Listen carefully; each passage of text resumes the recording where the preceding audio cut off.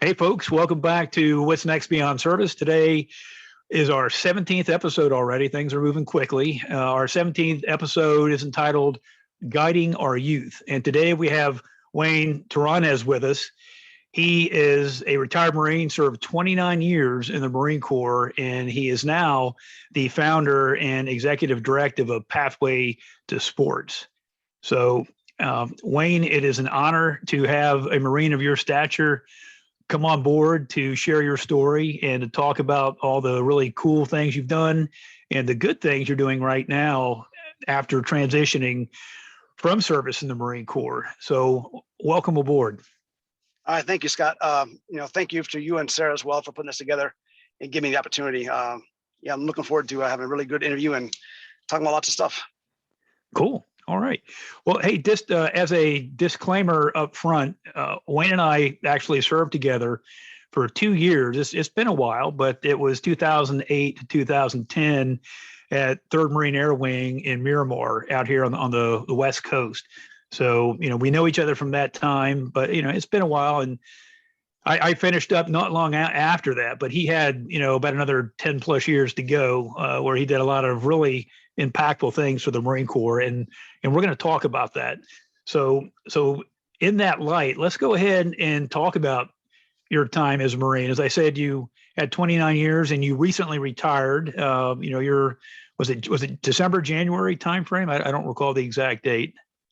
Yeah, so I'm actually still on active duty. I retired in January of this year, in a couple months. Okay. So I guess I'm confusing you founding your organization in okay, that's what it was. Okay. So, wow, cool. But you are you on terminal leave, or are you what's your status then? So right now I'm TAD to El Paso, Texas, participating in a DoD skill bridge program. Oh, sweet. Wow. Yeah. So, okay. Well, then let's absolutely talk about that. I didn't see that in your LinkedIn profile. And, if we talked for about an hour the other day, which I usually like to do, when I bring folks on, I like to talk to them in advance just to kind of, get to know each other, talk about what we're going to, talk about on the interview, go through the whole, workflow, for lack of a better word. But, if you told me about, being in skill bridge, that went right over my head. So yeah, my apologies there. So, well, okay. Well, look, let's tell us what are some, key things you want us to know about your time in service as a Marine? Well, the key thing is I joined the Marines planning only to do 4 years. I was going to do 4 years and get out. I actually had a job. I had been accepted to college. And the career planner was like, hey, man, do you want to stay in the Marine Corps? I was like, this is like March, April of 96. I'm like, no, I'm getting out, going to school, going back home to Illinois. I'm good. And he's like, well, what will it take to keep you in the Marine Corps? I said, hey, man, there's a cool spot up in Virginia Beach, Norfolk area where my daughter is at. If you can get me there, I'll stay in. And I already knew that at my rank in Miami West, there's only 2 spots there. So I'm like, this is mission impossible. This guy's not going to get me there. I'm going to get out. A day later, he comes back. He's like, hey, man, got your orders. I go, really? He's like, yeah, to Marforcom in the G4 in Norfolk. So I was like 3 months from EIS. And so I said, okay, cool, let's do it. And I re-enlisted and went to Norfolk. All right.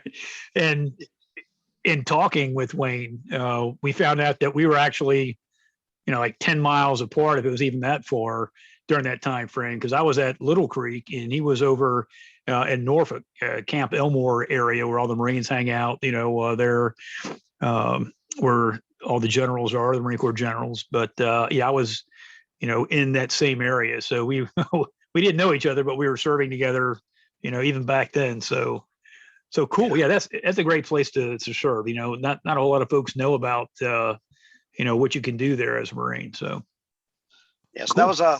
that was significant because I was planning on getting out. And then had a good time there, obviously, not a whole lot of Marines. And then another significant event was we got to go to Force Recon as a supply guy. So that was kind of cool. So I got to kind of do some recon training, but also do my MIS and support those guys. Had a great time there. I've served at all levels from the battalion to the regiment, the division, MAR 4 level, and all the way up to headquarters Marine Corps in the Pentagon. So I've had a very great career. a lot of great duty stations, met a lot of great people along the way. At my 20-year mark, I was going to get out. I was like, hey, I'm debt free. I'm at 20. I got pulled from Master from the below zone. I said, hey, let's get out. So they offered me to go to Hawaii. And I was like, I kind of like San Diego, man. I really don't want to go to Hawaii. So the guy who there at the time, Master Gunner Sergeant Brown, Ellis Brown, was like, hey, come over here to Hawaii, check it out, bring the family and see what you think. So I said, okay, cool. So, grab the wife and kids, go over there. And then my wife was like, so we stay here for 3 years. You're the senior supply guy in your MOS and you're not deployable. So we can actually stay here and relax for a little bit. I'm like, yeah. She's like, let's re-enlist. So there we went. And that took us to 23 years. Hawaii was a great time. We stood up the SMU, which is the supply management unit, an intermediate supply unit there at CLB3. So that was a great capability to the base of Hawaii and 3rd Marine. So that was pretty cool to stand up a unit. And then I went to the Pentagon, got called and said, hey, you're going to come and be the Octo sponsor. And I was like, no, I don't want to do that. I don't like the East Coast and I don't like snow. That's right. So I was like, okay, cool. I'll see you in June. And the monitor, the time now my friend who had brought me to Hawaii is now the monitor. So Master Gunner Brown was like, hey, I need you up here, man. I was like, okay, give me some time. So this is like December, January. I said, give me till June. I said, I got 4 boys and a wife. And you may come halfway across the world. I said, give me 6 months. He's like, you got 3. I was like, come on, man. Split the difference, right? Grab the kid. Yep. Grab the kids out of school, grab the wife, fly to LA, drive across country, picking up because we had none. We had been 6 years, 3 in Hawaii and 3 in San Diego. So we're like, aloha flip-flops. So we're buying winter clothes, driving across the country and getting stuff on sale. Got to Virginia and then, my boys had not seen snow and it's a snowstorm in Virginia. I'm like, oh my gosh, you guys are kidding me. Oh, wow. So there we went. So Pentagon was a great experience. I had Lieutenant General Faulkner for a little bit, but a really great guy was Lieutenant General Dana. So I got to work with him. Yeah, I know General Dana. Yeah, good man. Yeah, I mean, big thinker, high energy, really great man, really great Marine leader. And then at the time was Colonel Stewart, who was retired now as a Brigadier General Stewart. But in the Pentagon, I had a great time. Great to see how the DoD works together, where the Marine Corps fits, and then kind of how everything works together. And then got promoted and became the monitor of the MOS. So yeah, I mean, I've been very fortunate. Had a great time, but never planned on staying this long. I was doing my 4 and get out, and here I am 29 years later. Yeah, it's interesting how that happens, right? Folks join with, they have their reasons why they served, and then they also have the reasons why they think they're ready to go, and then things happen that cause them to stay, and that's a perfect example of that. A couple of things you said, as a young Marine, as you're into your MOS and you're doing things in your MOS, you talked about you got the chance to be at Force Recon and to train with those Marines and to kind of do some of the stuff that they do. That really opens up your mind to how better you can support them because you know more about them. You understand what they do, and you start making those connections on how can I be better in making them better. And that's a great experience. I work with recon folks as well in my career, which, really when you're in a support MOS, a combat service support MOS, that's what it's all about, right? It's all about making sure the guys and gals on the very front lines that are pulling the triggers have A through Z, and that, you're thinking ahead and that you're supporting and going beyond because that's what's required in the Marine Corps. So no, that's cool. And then, you talk about your wife realizing, what, Hawaii's sounds like a good thing. We can stretch a little bit. We can take that deep breath and spend time together. And what a great place to do that, as a family. So, that's cool. Sometimes the Marine Corps surprises you in those ways too. And I think the Marine Corps has gotten better over time with trying to, although you moved a lot, I think they're doing better with trying to keep folks in a geographic area to reduce moves, which is good because that helps strengthen the home bonds and really gives you another reason maybe to stay in longer, right? Because you're not having to go coast to coast overseas every 2 or 3 years. Because for a long time, the Marine Corps was absolutely that way. Not saying that they're still not, but I think they're, getting better. But anyhow, okay. Well, now I know when we talked the other day, and we talked about your time up at headquarters Marine Corps, your last 2 jobs there. You share with me some things that I thought were pretty significant, because certain MOSs have a lot of opportunity for a career progression school-wise, and others have less, and some didn't have any. What's the storyline there? What can you share with us about that? Yeah, so I was an instructor at supply school, and I got there as a gunny. I just spent a year in Iraq with the division, 2nd Marine Division, and I looked over there and I said, "Hey, what are those binders?" And Master Gun Sergeant Meese was like, "Oh, that's the NCO course." I said, "What happened to it?" He's like, "It went away." I said, "What do you mean it went away?" He's like, "Yeah." He's like, during the Gulf War, people started, OIF 1 and 2, people stopped coming to school because they're going to combat, and they got rid of the course.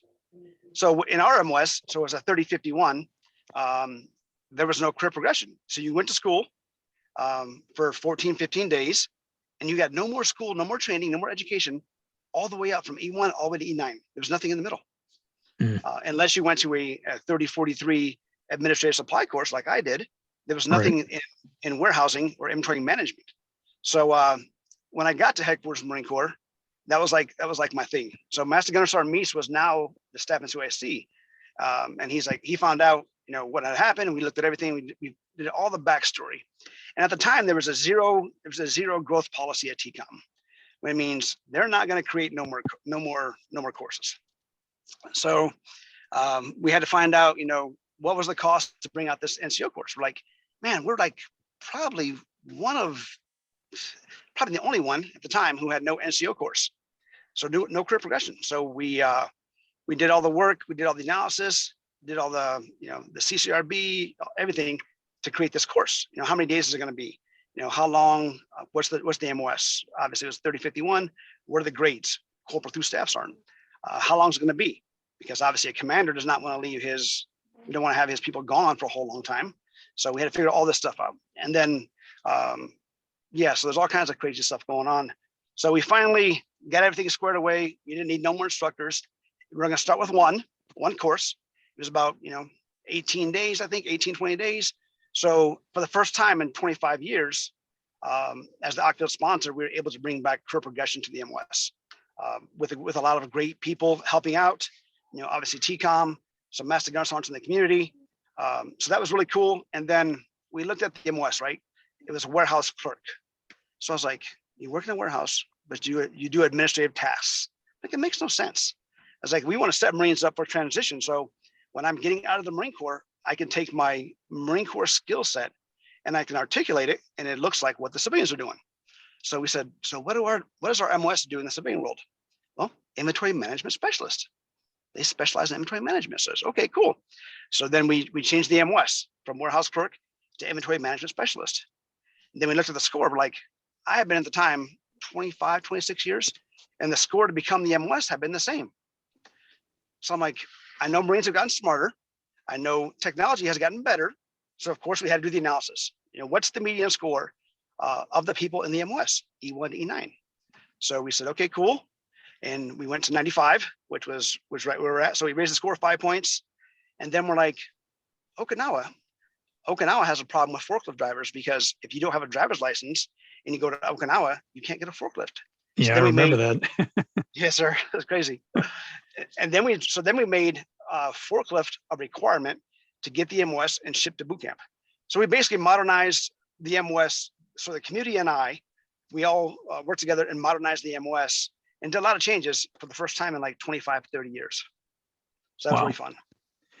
Yeah, no, that it's actually incredible, because it's interesting that something can sit on the shelf and collect dust. I mean, it's not like folks had nothing to do, right? I mean, like you talked about, there was, Afghanistan, Iraq, all that stuff was happening. Of course, other things happened in between as well. Folks are busy, but it took somebody that was an insider in that, that was your MOS. and you had a very large aperture of experience. You come in, you see that, and you realize, wow, we can do better. Let's figure that out. And that's exactly what you and the folks on that committee did. I mean, and that's huge, because you're right. When something is, kind of stagnant, it makes people in that organization potentially stagnant, right? Because they're looking around, seeing other folks getting to go do things, getting, training that they're not getting. And then they feel, well, hey, that's not fair. What's up with that? I'm not a sub, part of this organization. I'm a Marine. I deserve to have opportunities as well. And so by doing that, you've opened up their minds, and, you have a higher requirement, that when you raise requirements, that all I had a colonel, Colonel Springer, remember, she used to say, all boats rise with the tide. And that's exactly what you did. She would, if she doesn't know about it, she would love to hear this, because she's all about that, and so you did that. And I think it was so smart also, the naming convention, to change the MOS name the way you guys did, because that does align with what's happening now. And, understanding the technology behind what folks do in that MOS is huge. And yes, when those folks leave, they're going to be able to probably better articulate what they did because of the updates that you guys have done, and, the experience that they'll gain from that. So that's a big deal. Hats off to you guys for doing that. As a supply logistics guy myself, I know the importance of that, and that's a big deal. So, Sure. Thank you guys. Yeah, it was fun. We had it took a lot of work. I was 4 years in the Pentagon, which is a long time for anybody, but especially an enlisted guy. But it was great to see something that you start and you're able to actually see to fruition, because most of the times in the Pentagon you don't. You see the beginning of it and then you leave, and then someone else does or does not carry on. Yeah, that's so true. Absolutely. Yeah. So yeah, that was a great time. Yeah, so I'm excited. I had a great time. I mean, supply school was a highlight. Teaching obviously the future of the MOS. And the reason I wanted to go to recon was because in '94 I ended up with the MEU in Somalia, in Mogadishu, and I had force recon guys on my ship on an LPD, and I got to see their weapons. I got to see them, and then obviously we were in combat, doing combat operations, humanitarian stuff in Mogadishu. So I was like, man, these guys look pretty cool. They got a cool mission. I would like to do some of their stuff, but also I want to be able to kind of understand more about them so I can better support them. And then obviously with Iraq and Afghanistan, I was able to support them as well. So it was a great experience, but that's why I wanted to go to Force Recon, because I had seen those guys and their capabilities when I was in Mogadishu in '94. Right. No, that's a great backstory there. Now, your last job up at the Beltway, you were the guy, right? You were the guy that was and I guess you were the senior monitor up at headquarters Marine Corps, or up at the up there, up where they make all the decisions on who's going where, and all that neat stuff. So what can you share about that? I'm sure that was an exciting time in your career too. Yeah, so I was the MOS monitor, the guy who does personnel assignments with MMEA. I had 4 MOSs. I had 3051, 3052, 3112, and 3044. What a lot of people don't see, or they don't get told, is at a headquarters. Well, hey, Wayne, for folks that might not know what those designators are, what are those MOSs? What do those folks do? All right, Just their titles. Yep, 3051 is inventory management specialist. 3052 is packaging preservation specialist. Your 3044 is a contracting specialist, and the 3112 is your distribution management specialist. Cool. So all supply distribution stuff. What people don't know is that if you're a master sergeant or a master gunner sergeant, an E8 or an E9, you are doing all the work. You don't have a clerk. No one's helping you. You're a senior guy, but it's all on you. And those monitors at headquarters Marine Corps at MMEA, they work their butt off. Boy, that's a big deal. Yeah. Yeah. They're all hand selected. Yeah, they're all hand selected, but they work some serious hours. They travel a lot. It's a very demanding job, but those guys are phenomenal up there. Yeah, it's, there's no one to make the coffee. You're all looking at each other. Yeah, yeah, yeah. Master gunner sergeants. Yeah, taking out the trash. Yeah, I was going to say exactly. It's like I duty. I remember it's kind of that way too. You've got sergeants all bickering about which one's going to take out the trash, and it's like, hey, we don't have any young troops here. And it's like, well, you guys are smart. I'm sure you'll figure it out, right? But yeah, we had 4 guys in the cubicle, and they were at one time they're all master gunner sergeants, and we were the senior cube. So yeah, we're all giving each other a hard time. We're all taking out the trash. We're all cleaning the cubicle. We're all doing phone watch. I mean, it was crazy, but it was a great experience. I learned a lot about personal assignments and how the Marine Corps moves people and the decisions are made. So that was a great time. I was there for 2.5 years. It was a lot of work. But yeah, man, no one really sees what's behind the curtain of enlisted assignments and what those guys do up there. Yeah, no, absolutely. That was one job that I was very blessed not to have. I did I twice, so whatever. But no, it's not. A lot of folks, especially the ones that don't spend time building a relationship with whoever their monitor is, right? I think that's absolutely important. Not that you're asking for favors or asking for hookups, but that you're throughout your career, whoever that guy or gal is, because they change, right, over the years. Know who they are, find out a little bit about them, but then share with them what your desires are, what your goals are. If you want to go to school, well then, lobby for that. If you want a certain job or a certain geographic area, you got to tell them. Some folks just kind of drift along, and then they get orders someplace and they don't like it, and it's like, well, did you even talk to your monitor? No, that son of a gun just freaking gave me orders. And it's like, well, that's what he does, So anyhow, yeah, and you're right. There's a bit of a humbling or a little bit of humility that comes in with that job too, because you don't have those other people that you rely on, and you're the guy or you're the gal doing those things that you have just for years had other folks doing, and so then it kind of puts you back into that, holy, those guys doing that stuff are doing a lot of stuff, because that's not all they do. They're doing their daily task, and then they're doing all these other things that you kind of take for granted, right? So that's a good way to kind of put folks back into that humble seat there. So that's, it's a numbers game, obviously, but that's kind of a cool outcome of that, and I think that probably makes you guys bond a little better too, right? Well, yeah, and I had known a lot of people because my PFCs were now staff sergeants and gunner sergeants that I taught. And I kind of knew I was going there prior to. So it's all about relationships. It's all about trying to take care of Marines and trying to take care of the Marine Corps. But I had a Marine, Master Sergeant Allen, was like, his wife came up to me. She said, "Hey, I heard you can be the monitor." I said, we'll see what happens. And she's like, "If you become the monitor, I need to ask you a favor." I said, "What's that?" She's like, "When we move, don't move us in the middle of the school year." She said, "Our last 3 moves have been in the middle of the school year. It's uprooted our family and our kids." And so okay, cool. Makes sense. I understand. I got kids.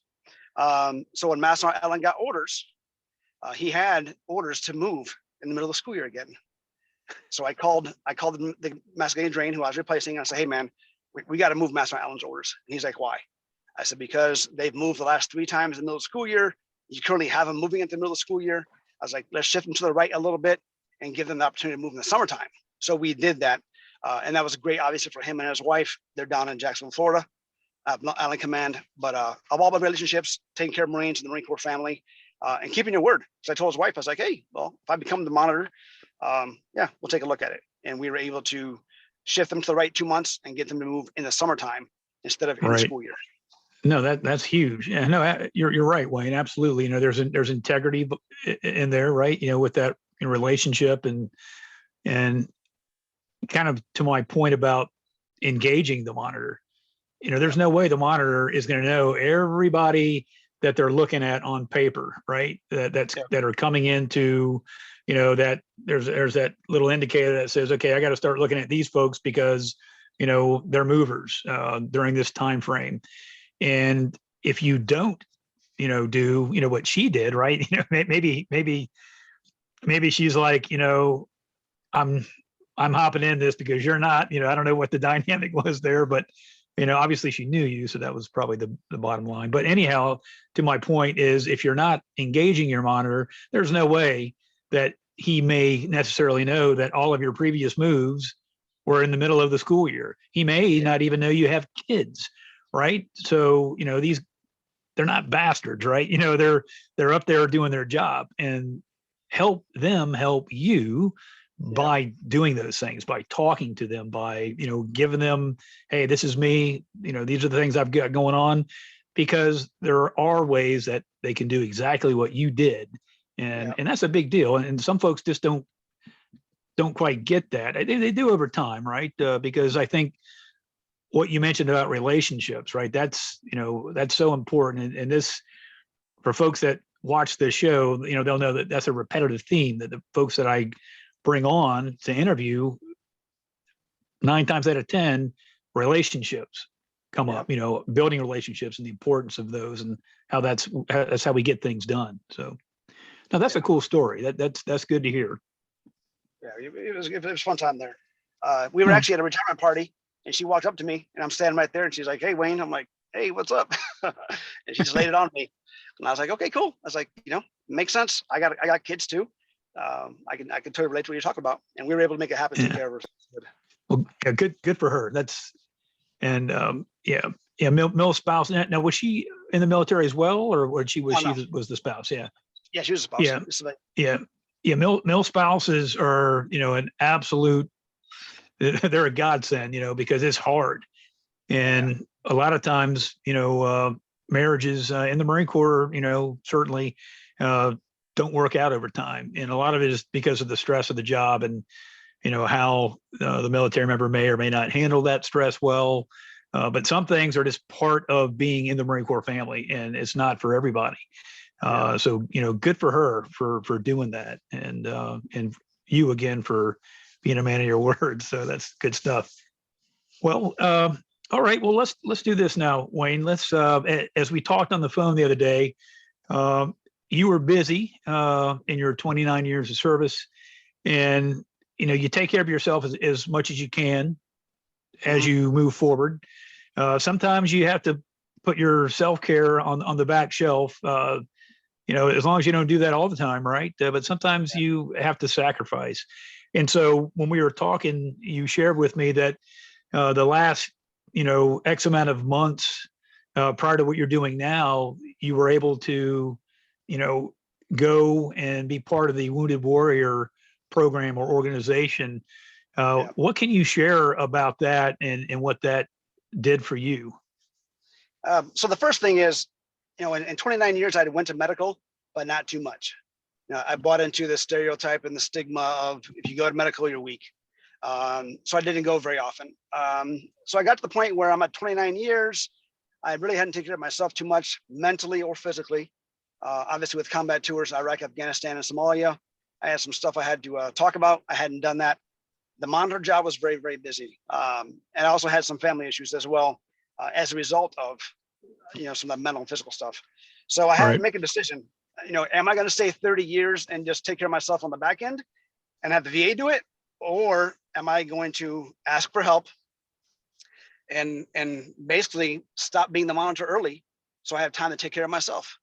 That was a very hard decision, having been a Marine for so long, and having, obviously been a Master Gunner Sergeant, the senior position in the Marine Corps, there at Headquarters Marine Corps, but I decided to take a knee. So I went to my boss at the time, Colonel Reginald McClam, was MMEA. And I said, "Sir," I said, "I'm having some issues. I'm going to counseling over here at Fort Belvoir and Intrepid Spirit, which is the TBI clinic, PTSD clinic. But I couldn't go to as many appointments as I had to because of the monitor job. And I said, I'm also having some family issues as well. And I said, I can't keep doing this job for into my 30-year mark. So I need to take a break. I need to go and take care of this physical stuff. I need to take care of this mental stuff. And lucky for me, and it doesn't happen very often, as often as it should. Colonel McClam had been at Wounded Warrior when he was a battalion commander, and having been a cancer survivor, took care of me. He called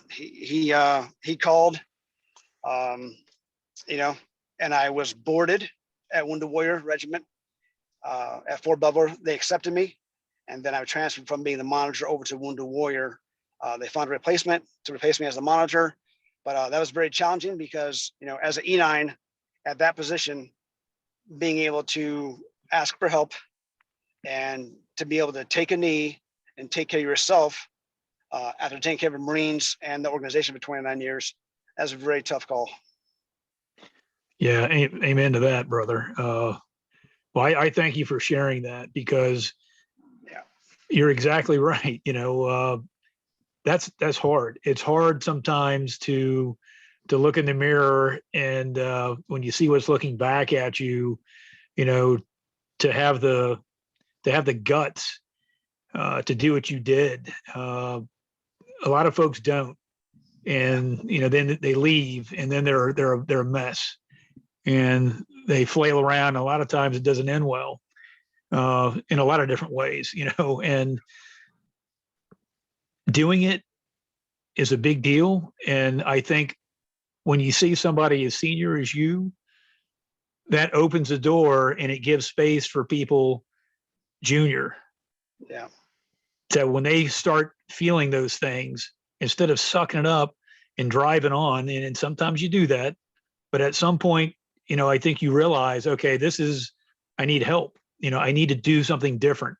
I need to figure this out. And that's exactly what you did. And God bless you for that, because that absolutely has probably allowed you to do, you know, the things you're doing now, to give you that bit of introspect to, you know, go to an organization that can help you and give you the things that you need, and probably show you things that you didn't even maybe understand, you know, kind of shedding a light on why, you know, why you have feelings you're having, why certain things are the way they are. And Wayne, another thing you said that is so important, your health and managing your health over the years, because you're the only guy or gal that has the best interest of you at heart.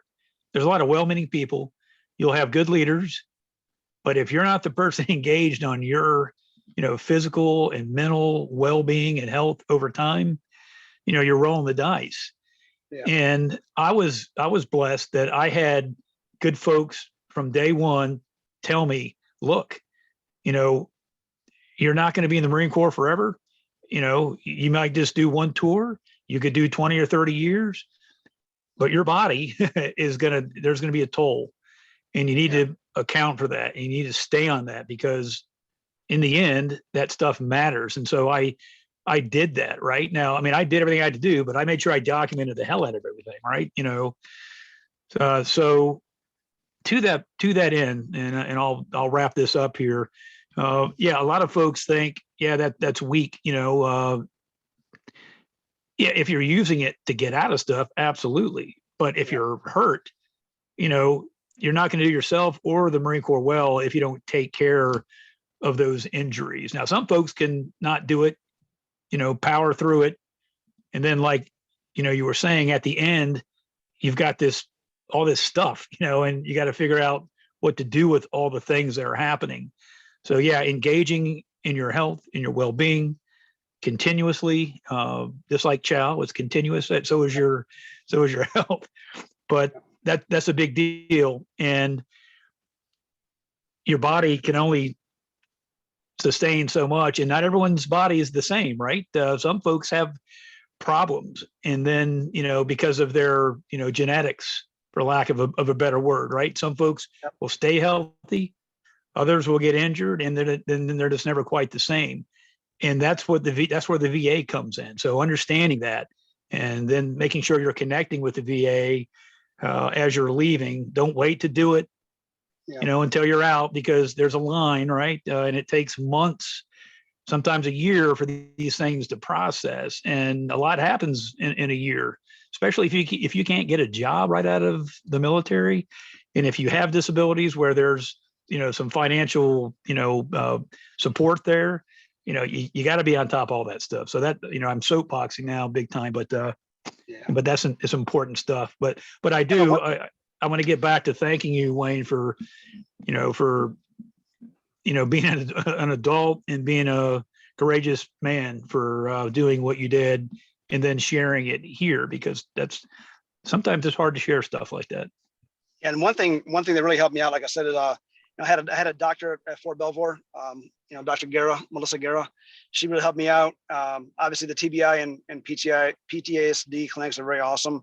Wounded Warrior, great resource for the Marine Corps and for Marines that are not only combat injured but also going through other stuff. So, it was great to be not. It wasn't great to step down and take a knee, but once I got to where I was going to, the facilities and the personnel at Wounded Warrior and at the TBI PTSD clinic at Fort Belvoir were amazing. Well, hats off to those folks. They do tremendous work. Absolutely. And, there's folks out here on the West Coast at Camp Pendleton. But, also there's, Wounded Warrior folks out here, battalion. And I guess they've kind of changed some of that. I don't recall whether it's a regiment now. I kind of lost track on, what the laydown is where, but I do know that, there are Wounded Warrior unit out here at Camp Pendleton. But okay, well, no, that's good stuff. Thanks for sharing that, Wayne. Yep. Now, in the front part of our discussion here, we came across the fact that you're on a skill bridge program. You're in that program. Who are you working with, and how did you? Let me back up. How did you hear about Skill Bridge, and what are you doing? What's the name of the company, if you can share that? And what are you doing right now with Skill Bridge? Yeah, so obviously when you're going through your exit process, SEPs and TAPs and all that stuff, they talk about Skill Bridge. So I saw a Skill Bridge that was out of state in El Paso, Texas. So I said, hey, I'm going to retire in El Paso, Texas. And it was an SAP. So SAP is the number one supply chain platform in the world. It's in Germany. Right. So they had it at Fort Bliss in El Paso, where I'm going to retire at. So I'm like, hey, that'd be pretty cool. If I can go there and get certified to do that in the same place I'm going to retire at, cool, let's try it. So I'd heard about it. I put in the paperwork. There were some concerns about being out of state, because obviously I had to maintain my health care, my medications, and all that stuff. But I was approved, and I'm here in El Paso, where I'm gonna retire at, doing the Skill Bridge to get SAP certified, and that's kind of a fallback plan. My priority is the nonprofit, but the SAP certification is there. Having been the monitor and the I-Field sponsor and have been an instructor, I can teach SAP as well. So that's kind of what I'm doing. All right. Well, and that's a big deal, because not everyone gets the opportunity to, take advantage of a Skill Bridge opportunity. A lot of folks, and, to me, it cuts both ways, right? You absolutely want to give folks the opportunity to do these things, especially as they're exiting service.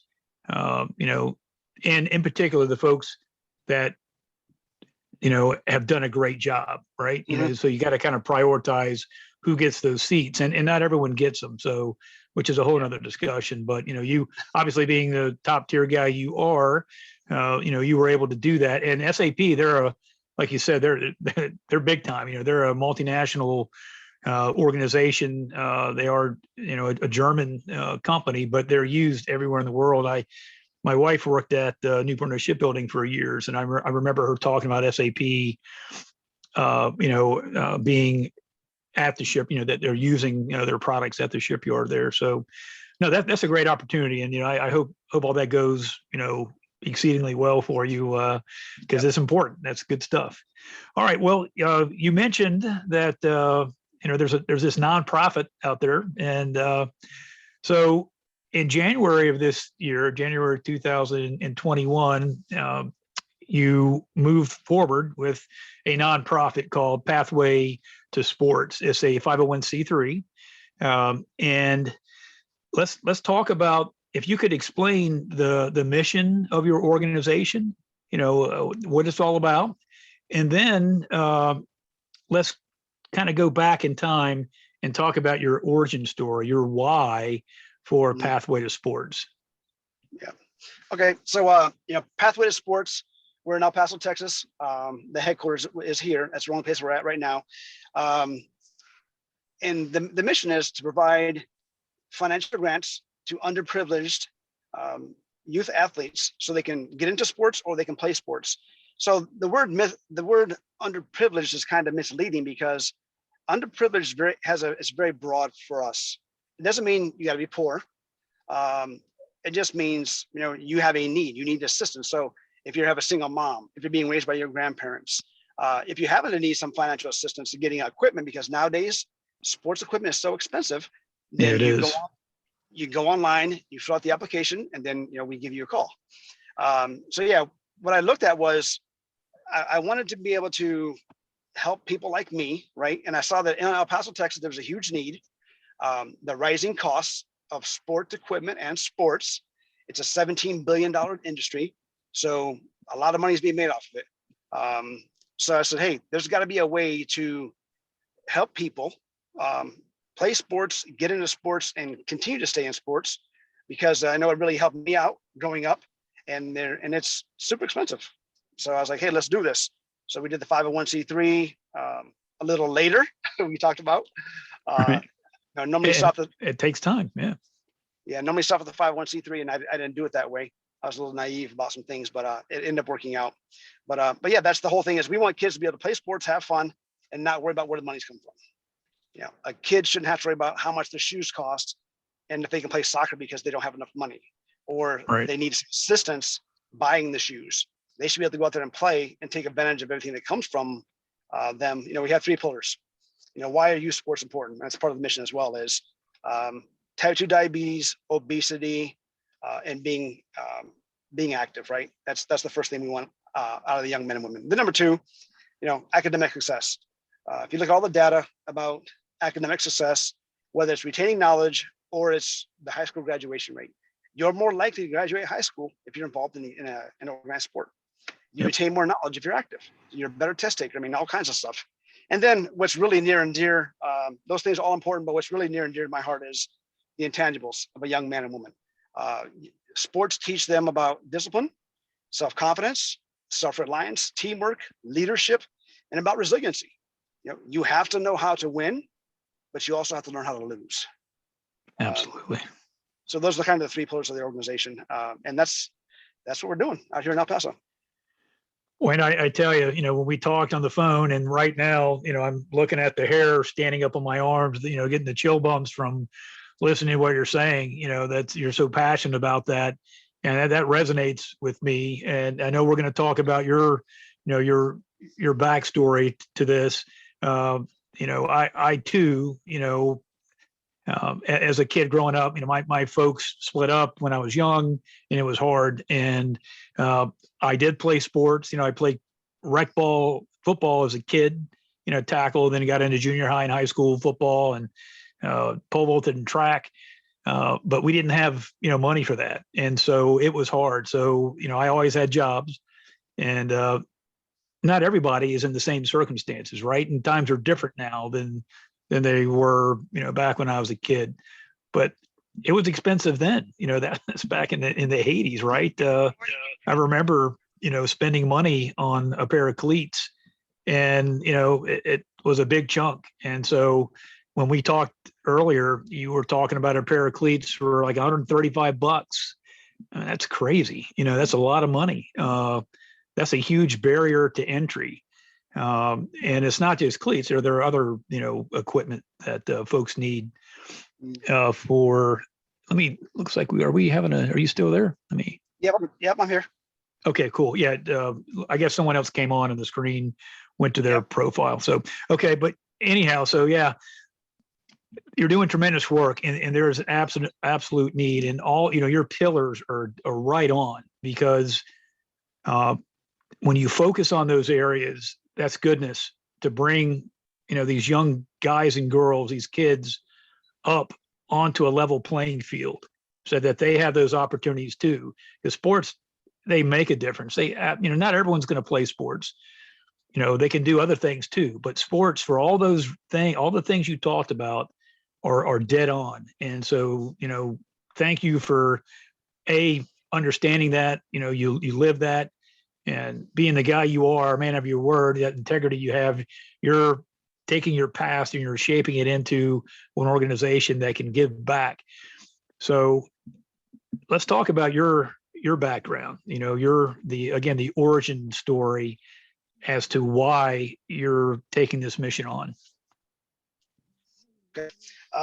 So, I was able to think a lot and talk a lot about my feelings in Wounded Warrior. And that kind of led me to kind of reflect on where I came from, how I got to where I was at, having been a Master Gunner Sergeant in the Marine Corps at Headquarters Marine Corps. How did I get there?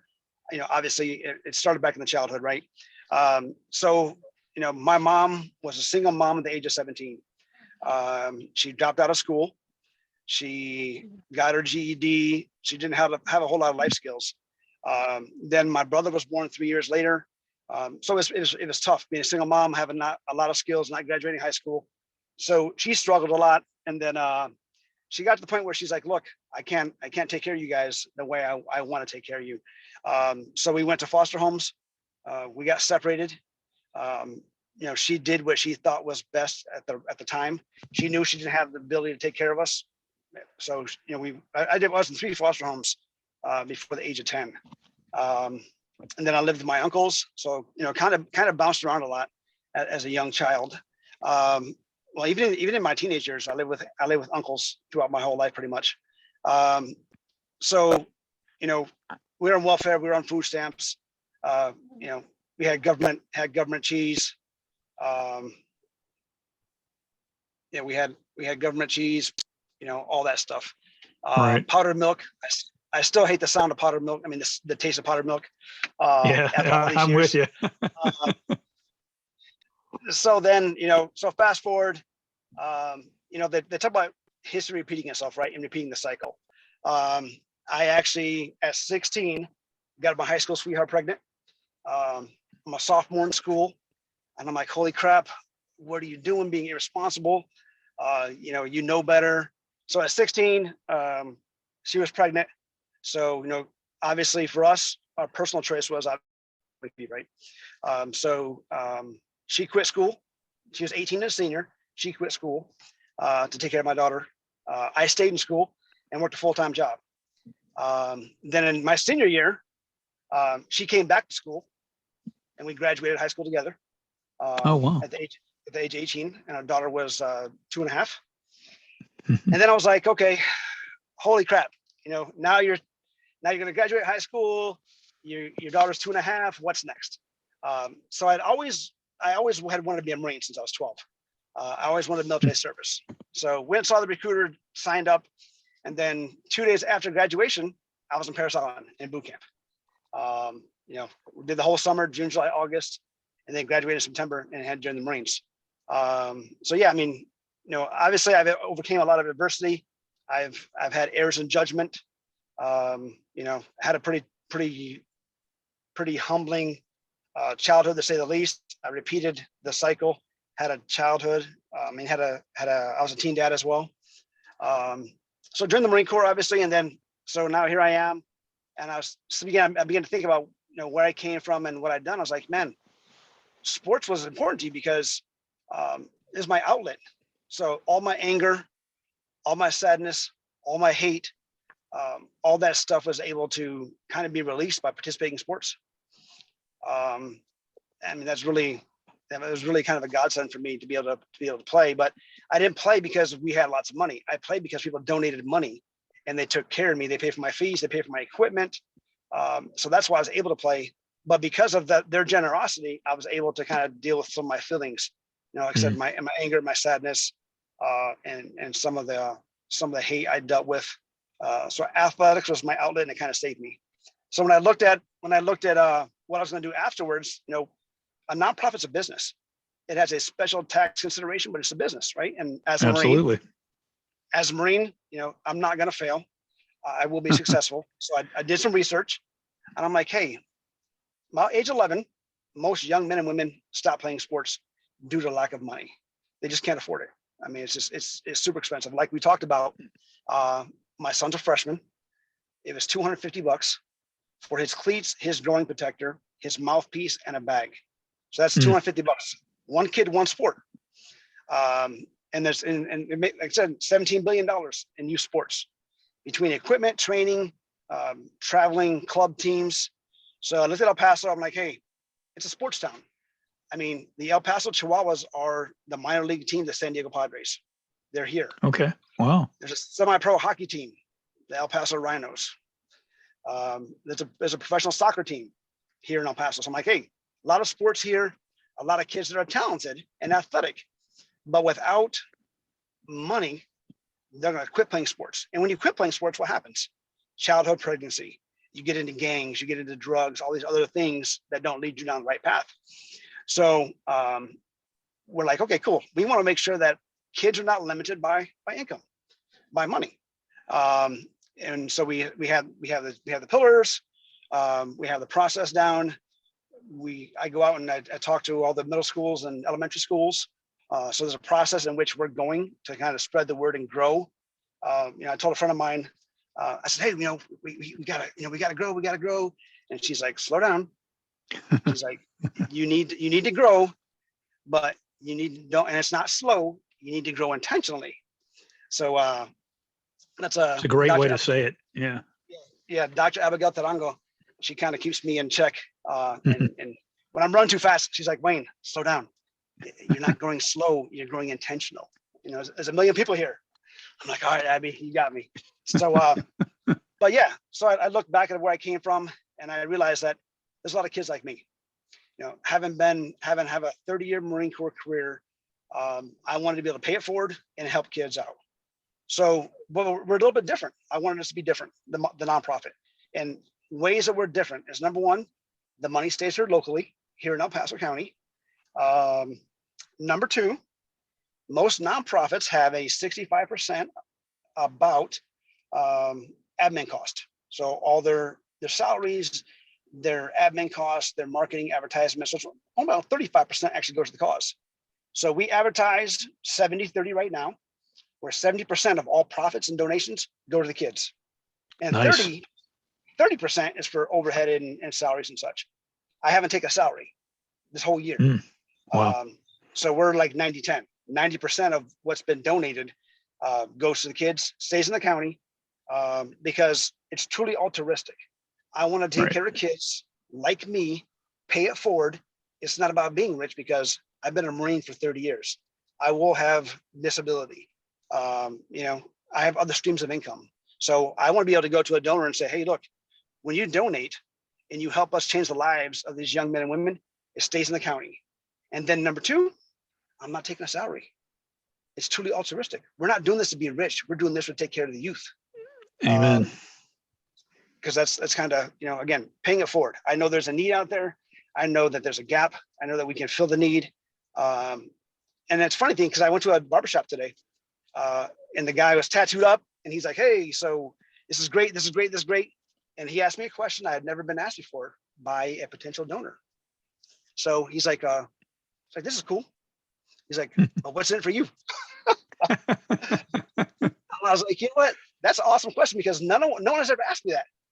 No one has been blunt and like, hey, what's in it for you? Right. I was like, man, you know what's in it for me? I said, 40 years ago, I was that kid who couldn't afford to play sports. And I had people that took care of me, people that donated stuff and gave it to me. I said, and I want to pay it forward and help people like me, man. I said, that's what's in it for me. And he's like, no shit. So that's pretty awesome. Dude, you're killing me again, man. I'm getting those friggin' chill bumps. My friggin' eyes are starting to get a little bit wet too. I don't know what's up with that, but hey, man, there is so much goodness there, Wayne. That's an incredible story. And yeah, I see myself, a little bit in that, but I see so many others too. And you're blessed. We all go through trials and tribulations, and we get through them, right? But then what do you do when you get through them? You're absolutely taking your life experience, the good, the bad, the blessings, and you're crafting those in the right direction, and you're turning around and you're reaching your hand out and down to these young folks to give them a chance, not that you're doing it for them, right? You're giving them an opportunity and you're helping, you're mentoring, I know you're guiding, but you're giving these young guys and gals a chance that they wouldn't have otherwise. And you are so right about if you're not involved in sports or, or another act, it doesn't have to be sports. All the things you talked about are fantastic reasons why it should be sports, but, playing an instrument or, whatever, and being in the band, it puts you into a different category of people, right?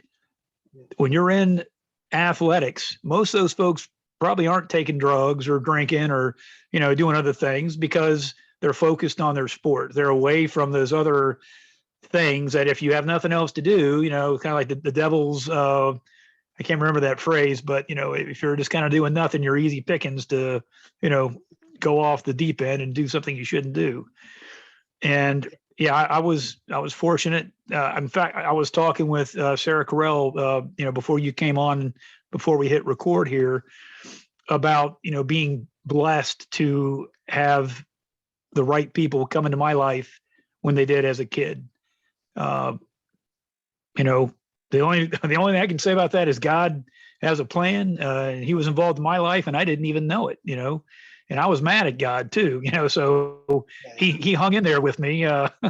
But of course, you don't know what you don't know when you're a kid. But I was blessed that at very critical points in my life, there was a man that stepped in and helped out. And coaches are those kind of men too, and women. And so those kids are going to be exposed to men like you and to women like you that are doing these things, that are coaching because they feel the same way that you do about giving back. They're passionate about being somebody that's part of the community and making life better at their community for those individuals because they care. They love these people. They love what they're doing. And I think your story is incredible. And you actually shared a little more on this program than even when we were talking. And thank you again for doing that. That just tells me, it just reconfirms what I know about you, the kind of man that you are. And I'm so thrilled that you've got Pathways up and running and that it's local and that you're making a difference there. And I want to ask a couple questions of you, hearing what you said. What is your biggest need right now, organizationally? What would you say, what it doesn't have to just be one, if it's a couple, what are those things? So our biggest need obviously is donations, right? I mean, but more importantly is, getting the word out. We're trying to get the word out and tell people that, hey, we're a resource here you can use. A lot of times we had to change our process because we had a parent application process. Some parents don't like to come ask for help, and it's part of a cultural thing here with obviously Mexican Americans and people in general. So we actually had to change it so coaches could nominate and leave the identity of the athletes because you don't want to share PII, personal information. Right. So no, that was smart. Yeah. So we had to change it so we have data still to say what gender, how old, what sport, how much money, but we don't have the personal information. So we had to add a coaches grant tab so that we can still capture the data, but not disclose the information of the kids because obviously only parents can do that. So we had to change that. So we're just trying to get the word out. Obviously on social media, I do my own social media on all the social media. I do it all myself. So getting the word out, and then obviously donations. And the thing about donations is, you want to tell people, it's kind of funny, is what you spend in 2 weeks on Starbucks coffee, those that drink it, can change the life of a young man or woman. $100. I mean, people will spend more on energy drinks, cigarettes, alcohol, or Starbucks coffee, and you can actually divert that for 2 weeks and change a young man or woman's life. It doesn't take much. Yes. No, that's a great way to phrase that. Yeah, 'cause, I mean, that's Wayne, that's so true. If you just take a second and take a couple deep breaths and think about that, to you, it's not a lot of money. It's very passive because it's what you do, right? You get a cup of coffee here, you do this, but in a month, that money adds up. And absolutely right. If you can say, hey, this is a great idea. Yeah, I'm going to do this for X amount of weeks to make it better for that person. That's a great way to look at it. Yeah, And it doesn't take a whole lot. yeah, if I can, something else you said that, I was in the nonprofit field for about 4 or 5 years. I was helping to get veterans, transitioning service members into jobs in the economy. And one thing that I just know from experience is that the data, that is so important, because in the end you have to, there's a bit of proof involved, proof on paper that you're, that you're a good organization and that, you're doing things, you're dotting your I's and crossing the T's, but you're also showing folks where the money is going, and that proof's in the pudding, and collecting that information and having ways to ensure that your data is good, because in the end it does come down to that, right? In fact, you and I even talked about that a little bit. Folks have big hearts. Folks want to donate, but they also, want to know some key, bits of information if they are going to donate, and it's important. So you obviously, you've learned that, and you're progressing. Exactly. One thing we did talk about real quick is another way we're different, right? Is like many of us, we've given money to nonprofits now, and we trust that it goes where they say it's going to go to. But then we look and see, okay, cool, it's actually going to a lot of admin costs. So another thing that's different about us is if a man or woman wants to sponsor an individual child, like, hey, here's $100, but I want to sponsor someone specifically. Okay, cool. We match them up with a young woman or a young man. We take them to the sporting goods store, and they buy the equipment for that young man or woman. So they're part of the process. They see where the money is going to, because they're actually buying the shoes and equipment or the basketballs, money they donated, right? And then they feel part of the process. And then when that young man or woman starts playing a sport, we give them the schedule. Here's the schedule of Johnny. You bought him shoes.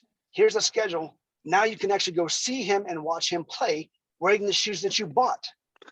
So you see it, you feel it, and you know the impact of that $100 that you gave, because you see how it changed. Because if it wasn't for you, this young man and woman would not be playing a sport.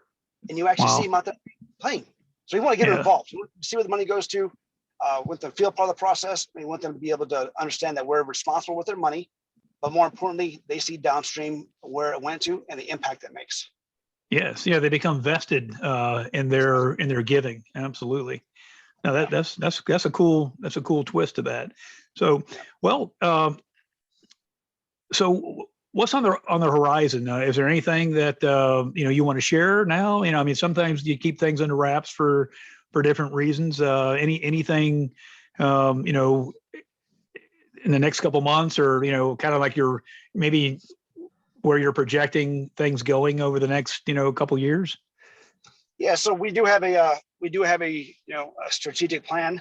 So we plan on being here and being involved in our community for a year to 3 years. Between year 3 and 4, we plan on opening another location in San Antonio. Nice. So we do want to scale. The headquarters will always be here in El Paso. That's where we began at. But we do want to go to San Antonio between year 3 and 4. Another thing we didn't touch on was these young men and women, right? Our focus is middle school and elementary. We help all kids K through 12, but really it's focused on middle and elementary, because we want to plant the seed early, get those kids to understand the value of movement and athletics, right? But as they grow through high school, they become mentors to those young men and women in junior high and junior high and elementary school. All right. So then they're also volunteering, giving back to the community and helping the kids out, right? That they once were. And then they also receive volunteer credit hours for graduation. So it's a process. You start out little, you grow up in the program, go in the program. Now you're in high school, you're mentoring kids like you were. You're giving back to your community via community service, helping out, volunteering. Then you're also getting volunteer credit for high school graduation.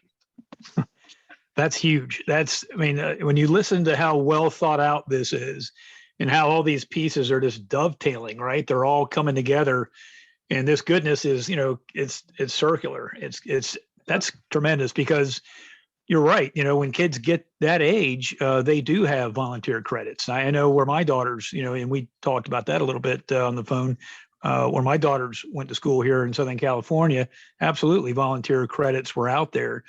And what better way than the people that have come through the program because they experienced it to turn around and then mentor and shape the progression for these other kids coming up. And it's kind of like what we talked about earlier, your career wise, when you're a senior, guy or gal in the military and you decide to do something significant, it allows other folks to do the same thing too. Well, these guys and gals that come through your program, when they turn around and start helping, think about how impressionable you were when you were that age, the elementary, junior, middle school age.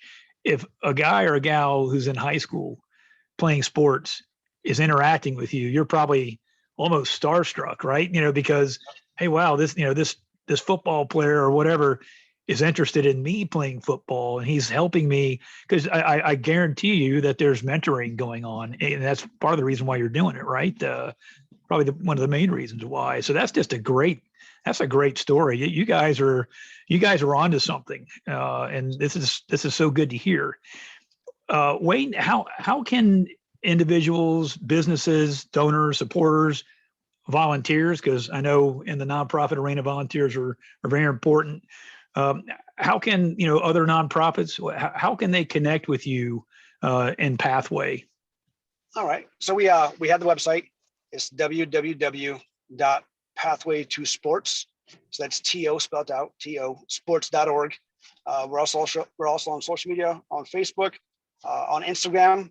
It's Pathwaytosportselp. Then we're also on Twitter at Pathwaytosportselp. So we're all on social media. I respond to social media personally. We are on our website. So we do have a corporate sponsorship program.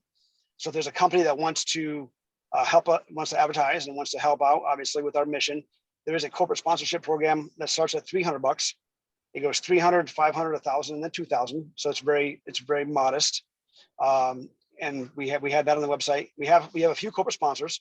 Obviously, we have the Warriors Group, which is owned by a Marine out in San Diego, and we have the Young Women's Club of El Paso, Texas, that gave us our first $1,000. So we do have corporate sponsors, but we're always looking for more. But yeah, that's on our website as well. No, that's fantastic. You were absolutely ready for that question, and we didn't even talk about that in the pregame. So good on you. That it's good that you're the guy doing that, because you had it all right there. And what we can also do, if you can just either email or DM me on LinkedIn, everything you just said, and then once we're done with this, and we post it on YouTube, and then I come out and then advertise again on LinkedIn, with a couple, like a minute, 2 to maybe 5 minute video of what we just talked about now. I'll go and put that on LinkedIn to drive people to our YouTube video full interview. So if you can provide me that information, I'll make sure we get it in the description part with YouTube video, and then also in LinkedIn. So folks that see this will know, oh, cool, you're on these social media platforms, and this is how we can get in touch with you to donate, to volunteer, to help in ways that you need help that you talked about. No, so that's good.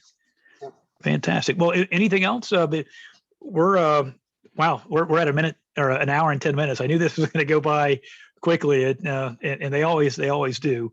And before we look to see if there are any questions, anything else that you want to share that you didn't have the opportunity to talk about, or something that's come up while we've been talking? No, I think we covered it all. Okay.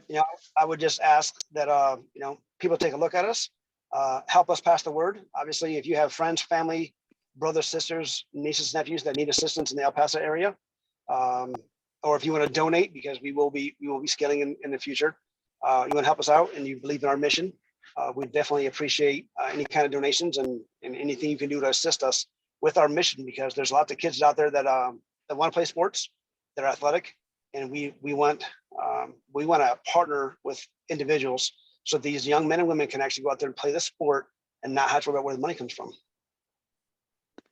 Well said, Wayne. I'm so, I'm proud of you, man.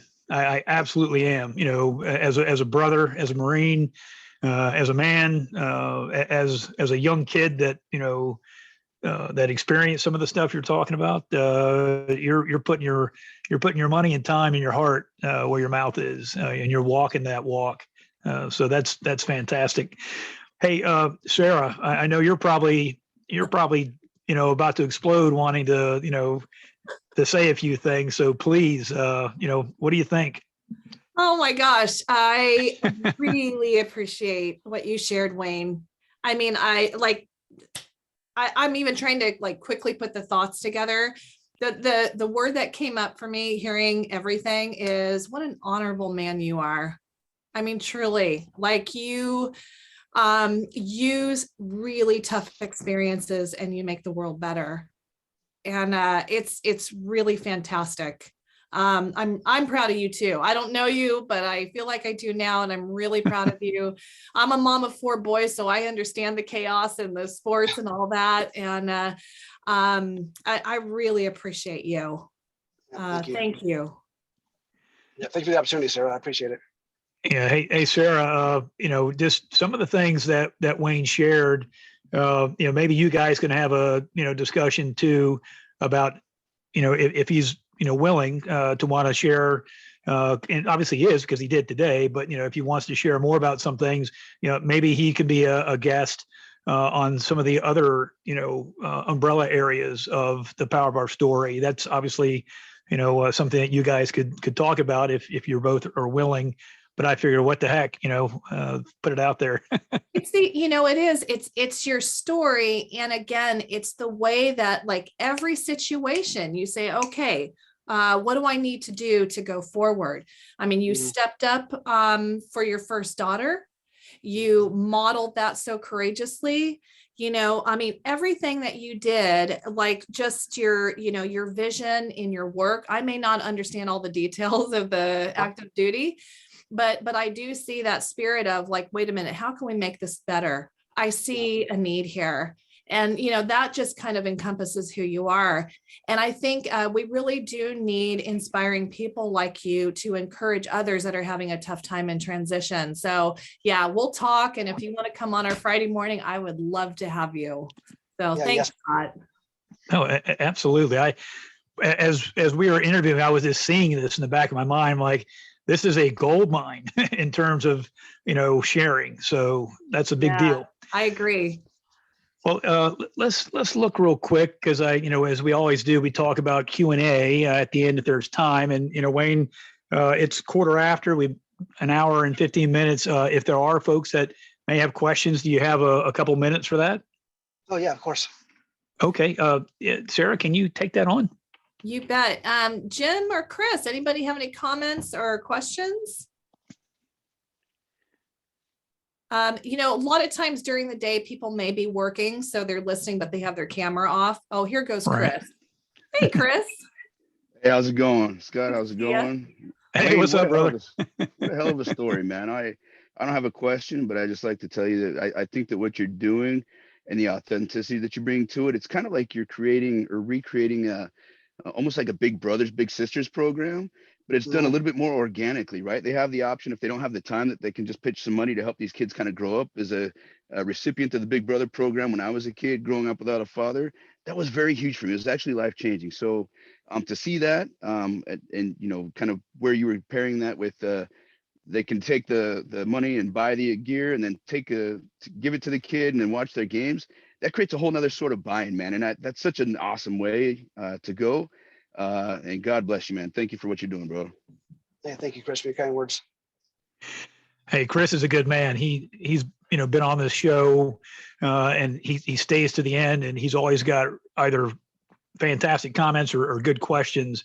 He's a police officer, and he's a good man. You can tell. But hey, thanks, Chris. Appreciate that. Thanks, Scott. The $20 will be in the mail, brother. Well, hey, cool. I'll make sure it goes right to Wayne. So. Awesome. Okay. Looks like Jim might have a comment. Hi, Just Jim. a small one. Hey, how's it going, guys? Hey, great show, and glad to catch it live. So thank you, Wayne. Great story. I guess the biggest question I would ask you is, what is the hardest thing that you had to overcome in your life so far, and what did you learn from that? a tough one, man. The hardest thing, well, man, I've overcome a lot of hard stuff. Probably the hardest thing, but also the best thing, and what I've learned the most was, having a kid at 16 as a sophomore in high school, and then, I always thought about it, and it's kind of funny, but I was a young man playing I was a boy playing a man's game, basically, right? And being irresponsible. And normally you have like a car, then a girlfriend, then you get married, and then you have kids. For me, I did it all in reverse. So like had the girlfriend, had the kid, then then I got the job, and they got the car last. So that was probably the most challenging, obviously being 16 and now having a child, and the responsibility of raising that child at such a young age, and having to work full time, and then also, graduating high school so I can be a Marine. So what I learned from it, obviously, is, resiliency, that I can have a challenge and overcome it. And, obviously discipline. I had to go to school full time, then I had to work full time. Self-confidence, obviously when I graduated high school and I was able to have my diploma and join the Marines to kind of take care of my family. So I learned a lot of great things from having a child at 16. My daughter now is, she's just turned 31. So time flies, obviously, but that's probably the most challenging thing, but also the most rewarding, was having a child at 16. Something about that forced responsibility at some level. So yeah, I love it. I might I do want to reach out to you here in the future. Just a heads up. So okay, yeah, please do. Thank you. Appreciate it. Thank you.